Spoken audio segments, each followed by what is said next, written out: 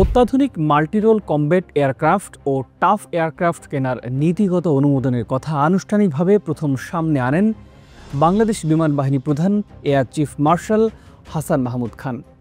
বাংলাদেশ সরকার চীন থেকে ২০টি অত্যাধুনিক জে-10C মাল্টিরোল ফাইটার জেট কেনার উদ্যোগের খবরও ফলাও করে প্রকাশ করা হয় দেশের প্রায় সব কয়েকটি জাতীয় গণমাধ্যমে। অবশেষে এবার অন্তর্বর্তী সরকারের উপদেষ্টা আসিফ মাহমুদও একেবারে খোলাসা করলেন বহুল প্রত্যাশিত যুদ্ধ বিমান কেনার বিষয়টি। এবার তিনি শুধু জে-10C যুদ্ধ বিমানই নয়, একেবারে পুরো পরিকল্পনা ফাঁস করলেন তার ফেসবুক পেজে। ইতালির তৈরি ইউরোফাইটার টাইফুন, চীনের তৈরি জে-10C এবং পাকিস্তানের কাছ থেকে JF-17 যুদ্ধ বিমান কেনার বিষয়টি স্পষ্ট করলেন। প্রিয় দর্শক, আজকের এই পর্বে জানাবো যুদ্ধ বিমান কেনার বিষয়টির সবশেষ আদ্যোপান্ত, কোন পর্যায়ে আছে এই প্রক্রিয়া এবং কত সময় লাগবে এগুলো বাংলাদেশে আসতে, আর কতগুলো যুদ্ধ বিমান পাচ্ছে বাংলাদেশ। বিস্তারিত জানতে পুরো আয়োজনে থাকুন আমাদের সাথেই।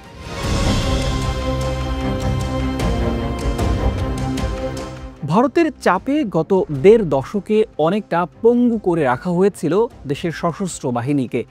আকাশ প্রতিরক্ষা থেকে শুরু করে সীমান্ত নজরদারি সব ক্ষেত্রেই দিল্লির ব্যবস্থাপনা পরামর্শ মেনে চলেছে ঢাকা। তবে গণঅভ্যুত্থানে হাসিনা সরকারের পতনের পর পাল্টে গেছে পুরো দৃশ্যপট। অন্তর্বর্তী সরকার চাইছে দেশের প্রতিরক্ষা সক্ষমতাকে এমন এক পর্যায়ে নিয়ে যেতে যাতে শত্রুর চোখে চোখ রেখে কথা বলা যায়। আর এর জন্য সামরিক সক্ষমতা বাড়াতে নানা ধরনের উদ্যোগ হাতে নিয়েছে সরকার।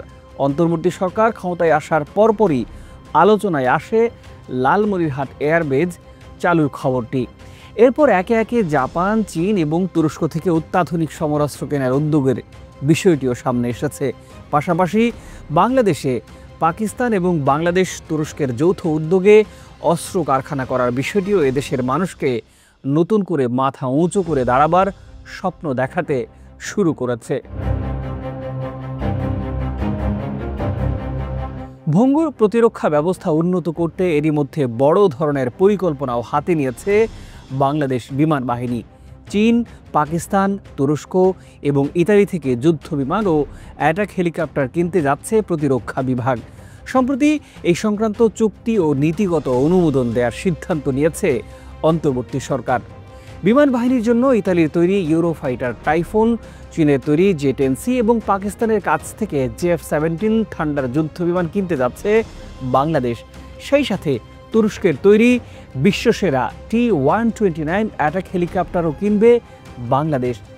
উপদেষ্টা আসিফ মাহমুদ তার ভেরিফাইড ফেসবুক পেজে জানিয়েছেন, এসব যুদ্ধাস্ত্রের মধ্যে 2027 সালের মধ্যে ইতালির কাছ থেকে 10টি 4.5 প্রজন্মের multirole combat aircraft Eurofighter typhoon এবং তুরস্কের কাছ থেকে 6টি T-129 অ্যাটাক হেলিকপ্টার কিনতে চায় বাংলাদেশ।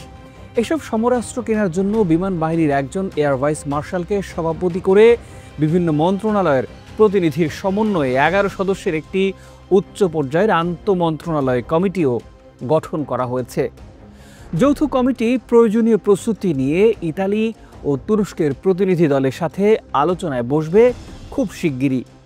এই ক্রয় চুক্তি 2025-26 অর্থ বছরের মধ্যেই শেষ করতে চায় বাংলাদেশ বিমান বাহিনী।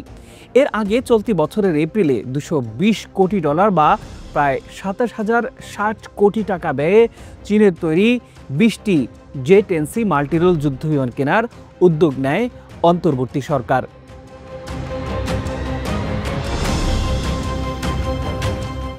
একই সঙ্গে পাকিস্তানের কাছ থেকে 16টি JF-17 থান্ডার যুদ্ধ বিমান কেনার চুক্তিও করা হয়েছে। এই 16টি বিমান কেনার খরচ ধরা হয়েছে $720 মিলিয়ন বা প্রায় 8,856 কোটি টাকা। যুদ্ধ বিমান ও হেলিকপ্টার কিনতে গঠিত কমিটি খসড়া চুক্তিপত্র নিরীক্ষণ করবে। এছাড়া যুদ্ধ বিমান সংরক্ষণ, সহায়তা, সংরক্ষণ পদ্ধতি, প্রশিক্ষণ ও খুচরা যন্ত্রাংশ ব্যবস্থাপনা ও অন্যান্য আনুষঙ্গিক বিষয়ে চুক্তিপত্রে উল্লেখ করা হবে। কমিটি দর কষাকষির মাধ্যমে এসব যুদ্ধ বিমানের চূড়ান্ত মূল্য নির্ধারণ অর্থ পরিশোধের পদ্ধতি, খসড়া চুক্তি সহ দুই দেশের প্রতিনিধিদের সাথে আলোচনার মাধ্যমে চুক্তিপত্র চূড়ান্ত করে চুক্তি স্বাক্ষর করার কথা রয়েছে। প্রিয় দর্শক, ইউরোফাইটার টাইফুন যুক্তরাজ্য, জার্মানি, ইতালি ও স্পেনের সম্মিলিত উদ্যোগে তৈরি বহুমুখী ক্ষমতা সম্পন্ন একটি যুদ্ধ বিমান। এ দুটি ইউরোজেট EJ-200 টার্বোফ্যান ইঞ্জিন ঘন্টায় সর্বোচ্চ 2495 কিলোমিটার গতিতে উঠতে পারে। রিফুয়েলিং ছাড়াও একটানা 2900 কিলোমিটার পথ পাড়ি দিতে সক্ষম এই ফাইটার জেটটি সর্বোচ্চ উঠতে পারে 55,000 ফুট উচ্চতায়।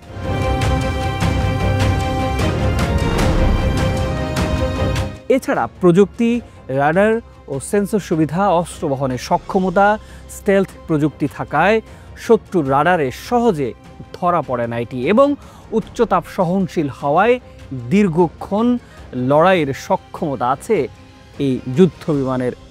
আকাশে শ্রেষ্ঠত্ব অর্জন, শত্রুপক্ষের প্রতিরক্ষা ব্যবস্থায় ভাঙন, স্থল আক্রমণ, ইলেকট্রনিক যুদ্ধ সব ক্ষেত্রে টাইফুন দক্ষতার স্বাক্ষর রেখেছে। প্রিয় দর্শক, এবার আসি পাকিস্তানের JF-17 ঠান্ডা যুদ্ধ বিমান নিয়ে। এটি অত্যাধুনিক হালকা ওজনের, সব আবহাওয়ায় চলাচলের উপযোগী একটি মাল্টিরোল ফাইটার জেট।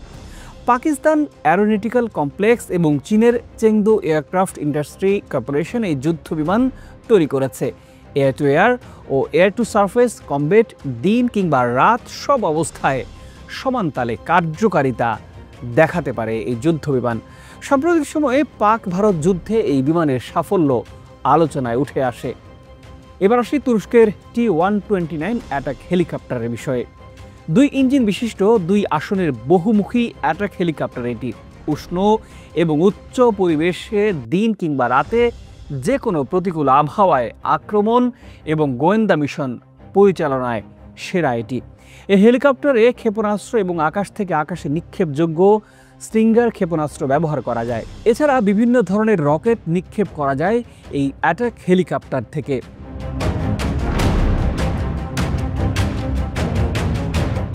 এখনকার যুদ্ধ আর সীমান্ত দিয়ে শুরু হয় না, এখন যুদ্ধ হয় আকাশে ফাইটার জেট কিংবা ড্রোনের মাধ্যমে, সাইবার ছায়ায় আর ভূ রাজনৈতিক চাপে।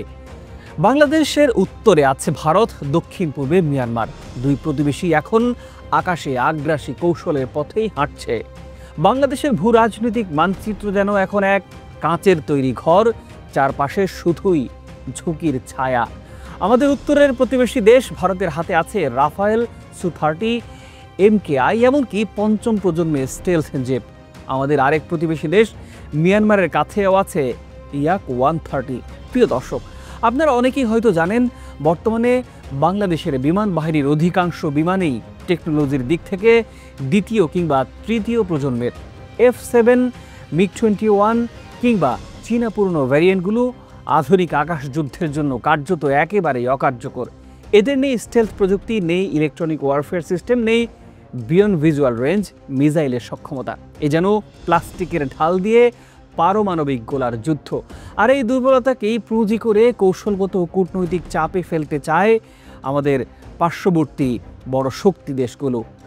ফলে প্রশ্ন ওঠে, এখনও কেন আমরা আকাশে একটি দৃশ্যমান প্রতিরোধ শক্তি তৈরি করতে পারিনি?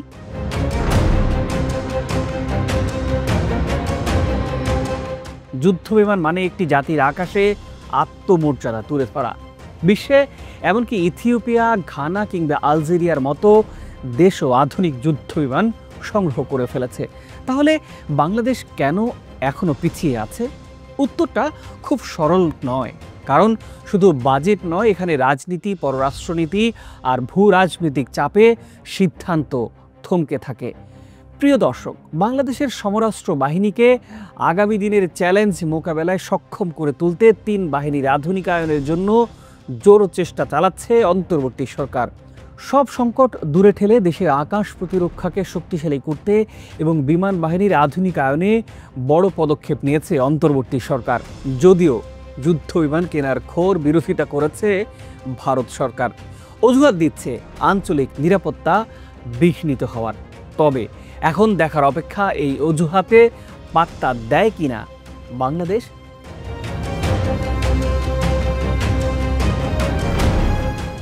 প্রিয় দর্শক, এই পুরো বিষয়টি নিয়ে আপনার মূল্যবান মতামত জানতে চাই আমরা। নিশ্চয়ই কমেন্ট করে আপনার মতামত জানাবেন। আজ এ পর্যন্তই।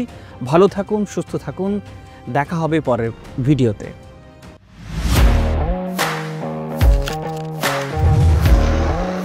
প্রফেশনাল স্টুডিও খুঁজছেন?